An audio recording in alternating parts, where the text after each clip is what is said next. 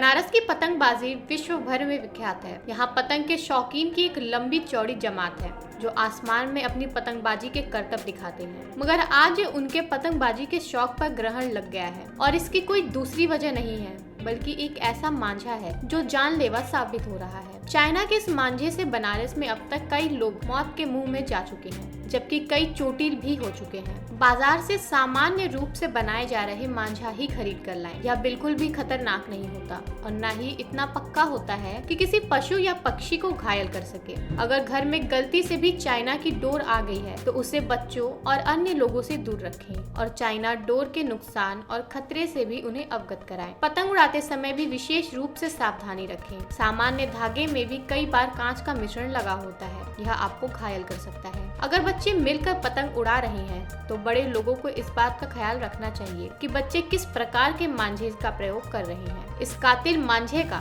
सबसे ज्यादा तांडव सड़क पर देखने को मिलता है। अक्सर सुनने को आता है कि किसी मार्ग पर बाइक या स्कूटर से जा रहा व्यक्ति चाइनीज मांझे की चपेट में आकर लहूलुहान हो गया है। इसके शिकार होने वालों को गर्दन पर इसका वार ज्यादा होता है जो उनके जीवन की डोर को कुछ ही देर में काट सकता है। ऐसे में चाइना मांझे की बिक्री और इस्तेमाल पर पूरी तरह से रोक लगाने के लिए पतंग प्रेमी और बैडमिंटन खिलाड़ी अजय शंकर तिवारी गुड्डू ने अभियान छेड़ दिया है। पिछले दिनों मान मंदिर घाट पर श्री तिवारी के होटल में पतंग प्रेमियों और पतंग कारोबारियों की बैठक हुई, जिसमें चाइना मांझे के खिलाफ रणनीति बनाई गई। तय हुआ कि पतंग उड़ाने वाले चाइना का मांझा नहीं खरीदेंगे, तो वहीं विक्रेताओं ने भी इसे न बेचने की बात कही। इस अभियान को अब जन आंदोलन का शक्ल देने के लिए शहर भर में जागरूकता अभियान चलाया जाएगा। ये पतंग के लिए हम लोग आए हैं यहाँ, जो चाइना मांझा का विरोध होने के लिए। चाइना जो बनारस में पहले नहीं उड़ता था, जो कुछ दिनों से ये चालू हुई है, और हमारे सभी भाई बंधु लोग चाइना मांझा कभी नहीं उड़ाते थे।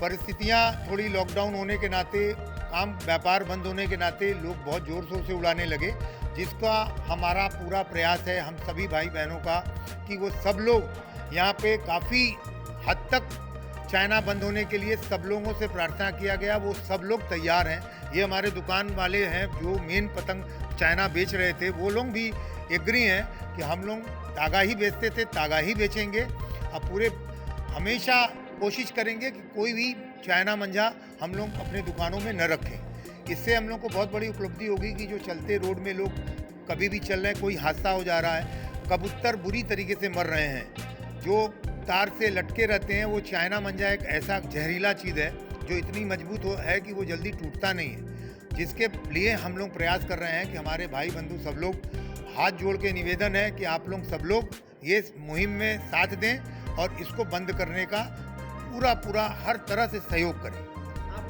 नहीं, ये आपका कहना कुछ हद तक सही है, लेकिन ये मेरे दुकान के जो भाई लोग बैठे हैं, हद ईमानदारी से इनसे यदि आप पूछिए, ये लोग हमारे पैदा होने के पहले ये पतंग मांझा बेचते थे। इनके पिताजी से, इनके घर से मैं पतंग मांझा खरीदता था। क्या ये मांझा पतंग आज की दुकान नहीं है? इनको मिला, चाइना आया, नया चीज़ का जब भी कोई आविष्कार होता है लोग कोशिश करते हैं, और डोर मांझा इतना महंगा हो गया जो कि हमारे पतंग उड़ाने वाले परेशान थे कि हम डोर कितना महंगा खरीदेंगे। नहीं, 80% दुकानदार चाइना बेचते हैं। जो छोटे दुकानदार हैं, सप्लाई बड़ों से हुआ, ये भी एक्सेप्ट कर रहे हैं कि हम लोग भी बेचे हैं, लेकिन इनका पूरा माल पूरे हिंदुस्तान में सप्लाई होता है। ये बड़े कारोबारी हैं। ये पतंग का पूरे बनारस में इनसे ज़्यादा पतंग बनना किसी के पास नहीं। इनका डोर का काम बहुत बड़ा काम, आज से नहीं है। छोटे साहब इनके पिताजी थे, गुजर गए। ये औरंगाबाद एक नामी दुकान था। इनके पिताजी हम लोग को पतंगबाजी सिखाए। हमारे दशाश्वमेध में आके विजय चित्रकार के छत पर से इनके पिताजी का मैं चरखी पकड़ता था और पतंगबाजी किया हूँ। इसलिए मेरे को पूरी उम्मीद है, कार के छत पर से इनके पिताजी का मैं चरखी पकड़ता था और पतंगबाजी किया हूँ। इसलिए मेरे को पूरी उम्मीद है कि ये अपने पैसे कमाने के लिए हम अब ये चाइना मांझा कभी नहीं बेचेंगे।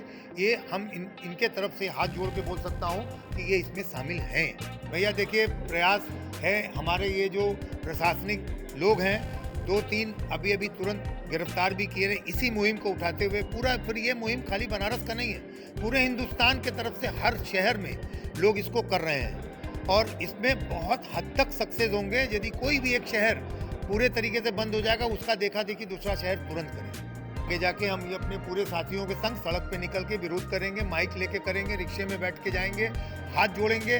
जो भी ग्राउंड में आज भी मैं कर रहा हूँ, अभी कल भी किया हूँ, जहाँ जहाँ चाइना मंझा उड़ता है, चाहे वो हिंदू बाहु इलाका हो या मुस्लिम बाहु इलाका हो, मैं वहाँ जा करके लोगों को हाथ जोड़ा हूँ और लोगों से बोला हूँ, वो लोग समझें कि ये गुड्डू तिवारी अपने लिए नहीं कर रहे हैं, मेरे परिवार के बच्चों के लिए कर रहे हैं, चलते हुए रोड आम जनता के लिए कर रहे हैं। इसलिए उम्मीद है कि ये होगा। 13 साल से एक बाइक इसलिए आया कि मैं अभी कुछ दिन में पहले छत पे चढ़ा था। मेरे होटल के छत के बगल में एक बहुत विशाल बरगद का पेड़ है, उसमें एक कबूतर बुरी तरीके से फंसा था, जिसको मैं कोशिश किया छुड़ाने का, नहीं छुड़ा पाया। अंत तक जब तक मैं उसको पकड़ पाया हूँ तब तक वो मर गया था। उसको देखते हुए हाल में हमारे बनारस में यहाँ पे वरुणा पार पे एक बच्चा मरा था जो पूरा मर गया।